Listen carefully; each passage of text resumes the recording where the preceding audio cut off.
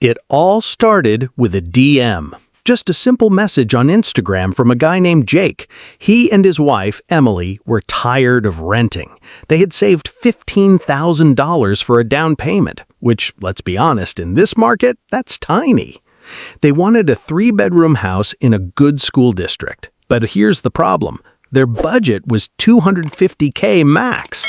In our city, that's practically a cardboard box. I was terrified. I'd just gotten my license 2 weeks ago. I didn't know how to negotiate. I didn't know how to run comps properly. All I knew was that these two people were trusting me. I spent 3 days showing them 10 different houses. Every single one was either a bidding war they couldn't win or a complete disaster. We were exhausted. And then I found it. Listing number 452.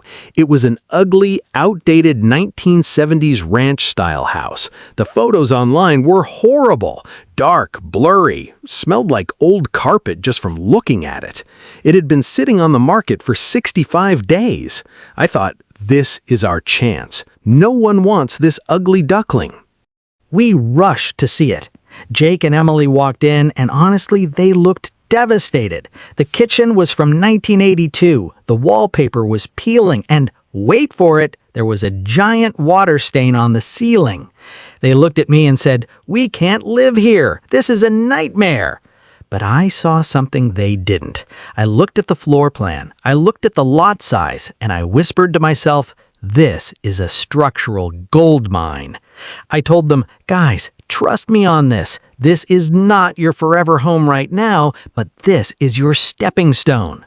We offered $235,000. The seller countered at $245,000.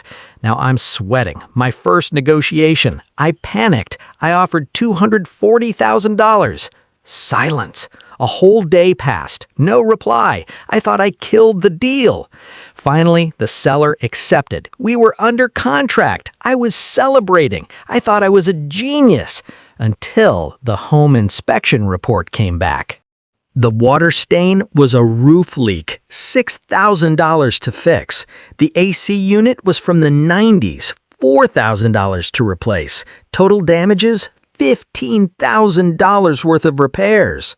Emily was crying. Jake was furious. He yelled at me, "You dragged us into a money pit."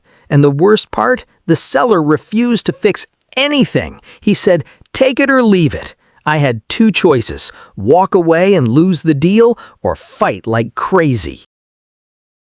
Here is where I earned my commission. I called every contractor I could find on Google. I got 3 bids. I found a guy who could fix the roof and the AC for a package deal of $8,500. Then I sat down with Jake and Emily and pulled up the numbers on my laptop. I said, look, if we walk away, you wasted $500 on inspection fees. You're back to square one.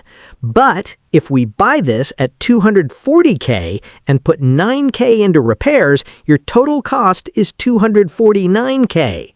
The house across the street, which is smaller, just sold for $280K. You're not losing money. You're buying equity. You're buying $30,000 in instant equity. I negotiated a seller credit of $3,000 for the inspection fees. I argued that the AC had to be fixed for the FHA loan to pass. We closed 30 days later. On the closing day, Jake shook my hand and said, "You didn't just sell us a house, you saved our dream." That ugly house, they lived in it for 2 years, fixed it up slowly, and sold it for $310,000. They made $60,000 profit. And for me, I walked away with a $12,000 commission, a lifelong client, and a new belief. Real estate is not about the houses. It's about solving problems.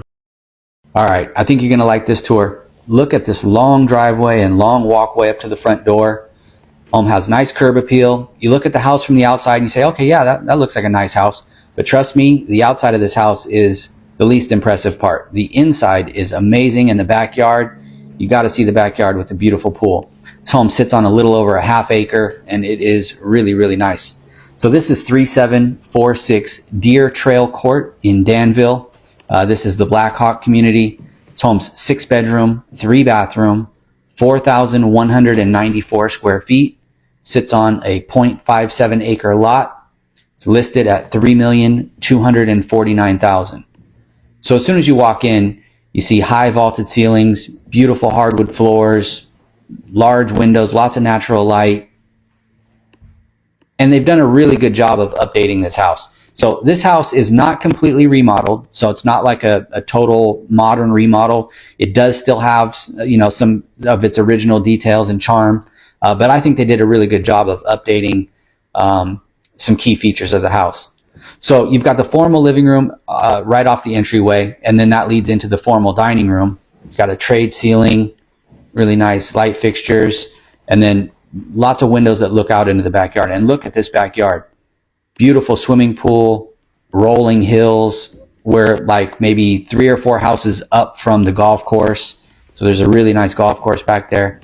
And then the formal dining room leads right into the kitchen. It's got a really large kitchen, big gas cooktop range right there. Got a pantry, peninsula with your dishwasher and sink, and then an island in the middle. Got a Sub-Zero refrigerator that's paneled to match the cabinetry. And look at all the cabinets. Tons of storage in this space. Some nice solid surface countertops and more windows that look out over the backyard. We'll get to that backyard in a bit. That backyard is amazing. But yeah, so really good sized kitchen, which is what you'd expect for a house this size. I mean, the house is, massive. It's almost 4,200 square feet. So lots of space. And this family room is really interesting to me because it's got this giant bar. I mean, I don't know if I've ever seen a bar this big inside of a house in a family room. It's huge. Got a really nice fireplace. And then a door that leads out into the backyard. I'm not going to go through that through that door into the backyard because they just restained the deck. So I'm not going to go out there. We'll go out to the backyard in a minute, but we'll go out through the side of the house. So you got a big refrigerator in the bar area.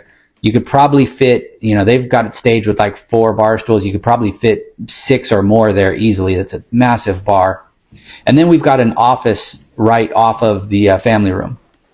So this could be a bedroom if you wanted to. You've got French doors lead out to that deck in the backyard. You've got a 2-way fireplace. So this is, it's a great office, but it could also be a really nice bedroom if you wanted. And then there's another bedroom right here with a lot of built-in cabinetry, really good sized room.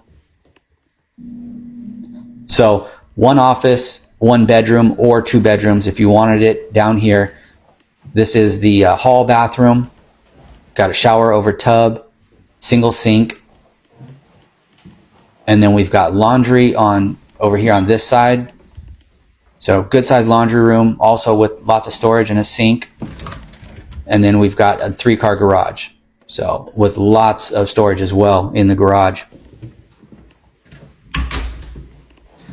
So let's head upstairs. I really like the wrought iron stairway they have here. Really nice touch. Like that they did the hardwood all the way up the stairs. So the only place that there is carpet is up here on the 2nd floor, and it's brand new carpet. Still has the new carpet smell.